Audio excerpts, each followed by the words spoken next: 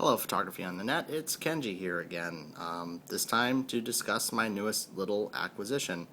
For those of you curious, I was still on the hunt for a sort of 50mm equivalent.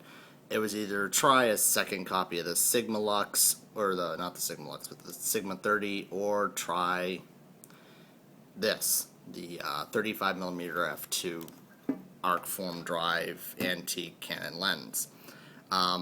I actually got a little so frustrated with the entire thing. I actually asked a third party to go and just order me one of the two and gave them money and said just pick one. This is the one that they ended up picking.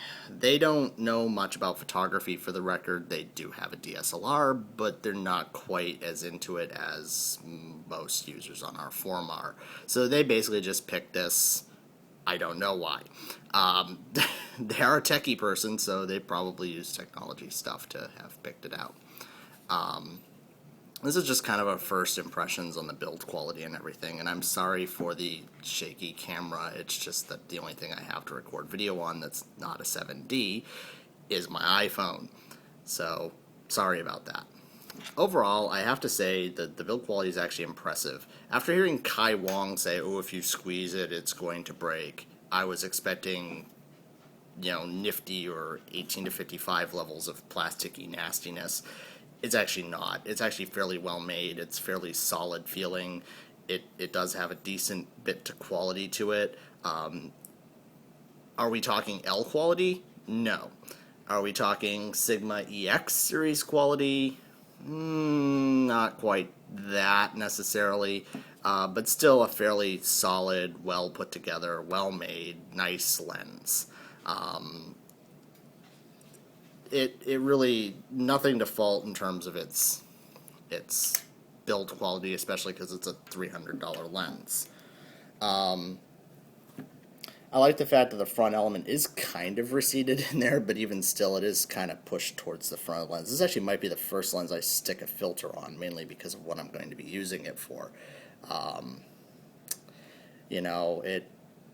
That could possibly get damaged easily, and now I'm thinking aloud instead of doing what I'm supposed to be doing.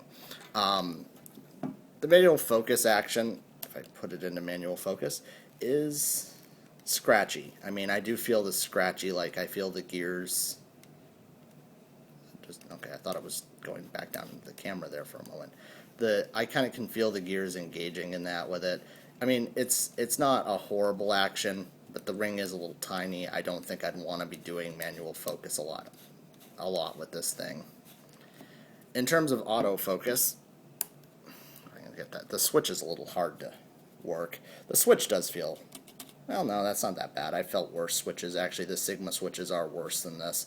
I think Sigma has probably the worst switches on the market with their current lenses. It's just a little recessed and hard to work, which is an advantage and a disadvantage. Obviously, focus ring doesn't do anything. It's disengaged when you put it in autofocus.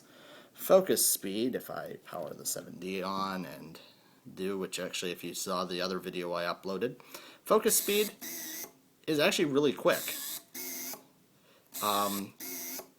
No speed demon by any means, but it gets the job done.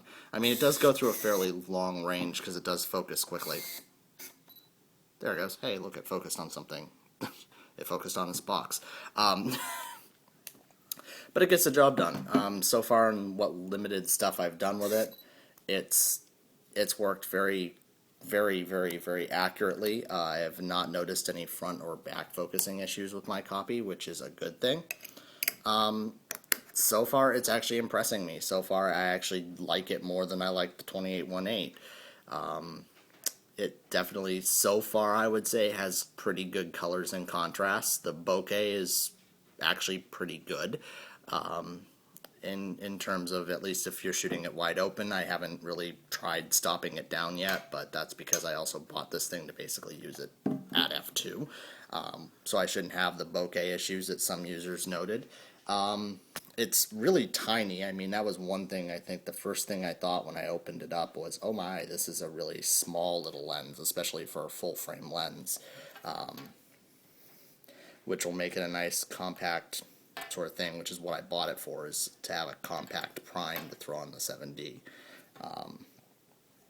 I mean, I could show you a couple of the images I've taken, which are just a lot of messing around, faffing about kind of stuff. But so far, so good. I'm not expecting that I'm going to be getting rid of this unless if it in real life tests out as being absolutely horrible, but I doubt that.